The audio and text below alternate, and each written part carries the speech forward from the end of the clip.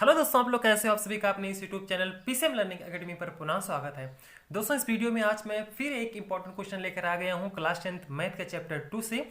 ये important question बहुत ही बार परीक्षा में पूछा जाता है, यानी परीक्षा में हर बार इस प्रकार के क्वेश्चन पूछे ही जाते हैं, इससे रिलेटेड क्वेश्चन पूछे जाते हैं। यानी एक ही वीडियो में एक ही क्वेश्चन से आपके सारे कंसेप्ट क्लियर कर देता हूँ। ठीक है, तो चलिए देर न करते हम वीडियो को शुरू करते हैं, क्योंकि क्वेश्चन ही कुछ ऐसा है कि यहाँ पर एक ही क्वेश्चन में पूरे चैप्टर का निचोड़ है। ठीक है, तो चलिए क्वेश्चन हमारा कुछ इस प्रकार से है कि a1/a2, b1/v2 तथा c1/c2 की तुलना करके ज्ञात कीजिए कि निम्न समीकरण युग्म द्वारा निरूपित रेखाएं 4x + 3y - 7 = 0, 12x + 9y = 21 एक बिंदु पर प्रतिच्छेद करती हैं या समांतर हैं अथवा समपाती हैं। ठीक है, 3 क्वेश्चन है एक ही क्वेश्चन में। ठीक, तो सबसे पहले आपको क्या करना है, मैं आपको 3 बातें बता दे रहा हूं। प्रतिच्छेदी के लिए, समांतर के लिए और ये समपाती के लिए। ठीक है, ये 3 बातें आपको हमेशा याद रखना है। ये कैसा है, ये प्रतिच्छेदी रेखाएं हैं। फिर आपके सारे कंसेप्ट क्लियर हो जाएंगे, कोई भी क्वेश्चन आपका दुनिया का आ जाएगा। ठीक है, आपसे छूटेगा नहीं।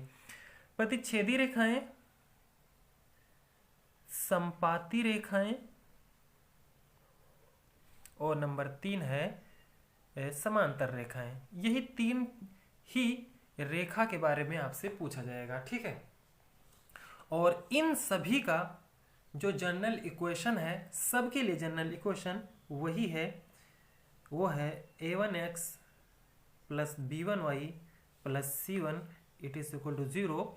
क्योंकि समीकरण युग्म है तो युग्म मतलब जोड़ा होता है, यानी 2 रेखाएं होंगी तो दूसरा कौन सा होगा, a2x + b2y + c2 = 0। ये जनरल इक्वेशन है, तो इससे मैं तीनों के लिए बता दूंगा। ठीक है, अगर रेखाएं प्रतिच्छेदी होंगी, ये ध्यान रखना, तो a1/a2, ठीक है, यहां से a1 यानी जैसे मान लीजिए ये समीकरण इसी पर तरह है ना, जैसे a1x यानी x का गुणांक a है, लेकिन यहाँ पर x का गुणांक 4 है, y का गुणांक b1 है, यहाँ पर b के स्थान पर 3 है यानी y का गुणांक 3, c1 के स्थान पर -7। ठीक है, तो ये इक्वेशन दिया है क्वेश्चन में, और इसका जनरल इक्वेशन इस प्रकार से होता है, तो इसकी तुलना इससे की जाती है। ठीक है, यानी a1/a2 यानी x के गुणांक, यहाँ से ये पूरा इक्वेशन जो होगा ये पहला समीकरण होगा, और ये वाला दूसरा, यानी यहाँ से a2 b2 c2 लेंगे, यहाँ से a1 b1 c1 लेंगे। ठीक, तो a1 यहाँ से लेंगे और a2 यहाँ से, यानी a1 और a2 यहाँ से लेके a1/a2 not it is equal to b1/b2। ठीक है, अगर इस प्रकार से आपको रिलेशन मिलता है तो समझ लीजिए प्रतिच्छेदी रेखाएं हैं। अगर संपाती रेखाओं के लिए क्या होगा कि a1/a2 it is equal to b1/b2 it is equal to c1/c2। अभी मैं बताऊंगा a1 b1 c1 कैसे निकलेगा। ठीक है, और समांतर के लिए है कि a1/a2 it is equal to b1/b2 और not it is equal to c1/c2। ठीक है, अगर यही 3 चीज आपको याद रखना है। अगर ऐसा रिलेशन आपको मिलता है तो ये संपाती होगा, ऐसा रिलेशन अगर आपको मिलता है तो ये समांतर होगा, अगर इस प्रकार से रिलेशन आपको मिलता है ये प्रतिच्छेदी रेखाएं होंगी। ठीक है, प्रतिच्छेदी रेखाएं जैसे मान लीजिए एक रेखा ये जा रही है, एक रेखा ये जा रही है, ये इसको एक स्थान पे कट कर रही है, तो कट ही करने को हम लोग बोलते हैं प्रतिच्छेद, यानी प्रतिच्छेद कर कर कट करके जा रही है। संपाती रेखाओं का मतलब होता है ये एक रेखा है, इसी रेखा के ऊपर कोई दूसरी रेखा अगर जा रही है, ठीक है, ये दूसरी रेखा इसी के ऊपर संपाती है, यानी एक के ऊपर दूसरी रेखा, जैसे ये एक रेखा है ये जा रही है, इसी के ऊपर दूसरी रेखा थी संपाती रेखा। अगर इस तरह कहीं पर भी कट करके चली जाएगी तो होगा प्रतिच्छेद रेखा। और पैरेलल रेखा है यानी समांतर रेखा है, तो समांतर रेखाएं क्या होती हैं, उसी के बराबर में चलती है, जैसे हम दोनों सड़क पर साइकिल लेकर चलते हैं बराबर में। ठीक है, ये कैसी हैं, ये समांतर रेखा, यानी बगल बगल में ऐसे दोनों रेखाएं जा रही हैं। ठीक है, जैसे रेल की पटरी, ये समांतर रेखाएं हैं। ठीक, तो चलते हैं अब क्वेश्चन पर और देखते हैं क्वेश्चन के ये दो इक्वेशन हमको दिए गए हैं, इसको यहाँ पर लिख लेते हैं हम। ये 4x है और +3y और -7 बराबर 0, और दूसरा है 12x plus 9y it is equal to 21। ठीक है, ये पहला है, ये दूसरा है 12x प्लस 9y।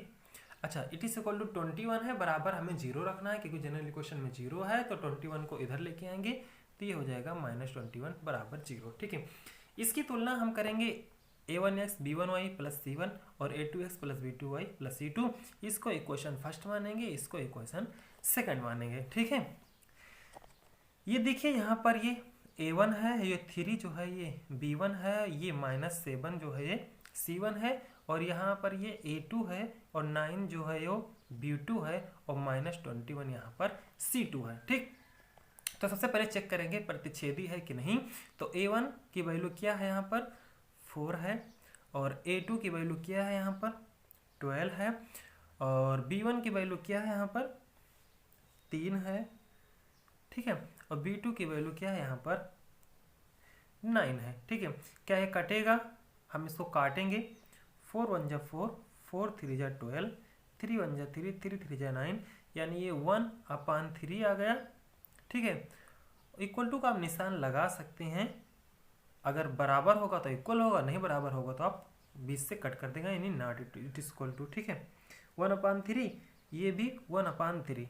ठीक है, देखो ये राइट हैंड और लेफ्ट हैंड यानी a1/a2 b1/b2 ये बराबर है। अच्छा, a1/a2 और b1/b2 इसका मतलब ये तो बराबर यहाँ इस रिलेशन में है कि ये बराबर नहीं होना चाहिए। ठीक है, और लेकिन यहाँ पर बराबर आ रहा है, इसका मतलब प्रतिच्छेदी रेखाएं तो नहीं है, इसका मतलब प्रतिच्छेदी रेखाएं नहीं है। फिर इन दोनों में चेक करेंगे, क्योंकि इन दोनों में a1/a2 it is equal to b1/b2 और a1/a2 it is equal to b1/b2 दोनों में बराबर है, तो c1/c2 भी चेक करेंगे, और यहाँ पर सिर्फ a1/a2 और b1/b2 चेक करना है आपको। ठीक है, तो अब संपाति के लिए चेक करेंगे। संपाति रेखाएं अगर हैं तो इसके लिए क्या चेक करेंगे, सेम यही प्रोसेस करेंगे। a1/b2 यानी a1 की वैल्यू आपकी 4 है, और a2 की वैल्यू आपकी 12 है, और यहाँ पर b1 की वैल्यू निकालेंगे तो 3 है, और b2 की वैल्यू क्या है यहाँ पर 9 है, c1 की वैल्यू क्या है यहाँ पर -7 है, और c2 की वैल्यू यहाँ पर क्या है -21 है। अच्छा, माइनस से माइनस तो कैंसिल हो जाएगा, इसको कट कर लेंगे तो 4 1 जा 4, 4 3 जा 12, 3 1 जा 3, 3 3 जा 9, 7 1 जा 7, 7 3 जा 21, यानी ये 1/3, यहाँ पर भी 1/3 और यहाँ पर भी 1/3। देखिए a1/a2 b1/b2 c1/c2 सब बराबर हो गया, तो इसका मतलब कहीं ना कहीं ये रेखाएं संपाती रेखाएं हैं। बस आपका यही आंसर हो गया।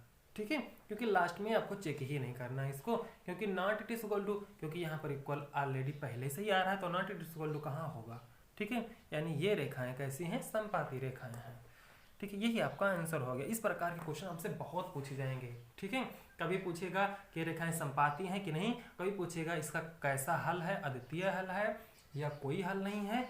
तो मैं आपको बता दूं कि प्रतिच्छेदी रेखाएं होती हैं तो उससे केवल एक हल होते हैं। एक हल होने का मतलब हुआ ये लाइन इस लाइन को केवल एक बार कट कर रही है, इसके बहुत सारे हल होंगे, यानी अनेक हल होंगे।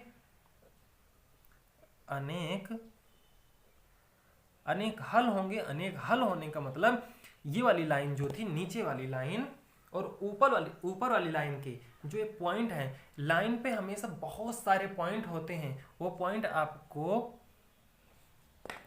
x, y के रूप में मिलते हैं।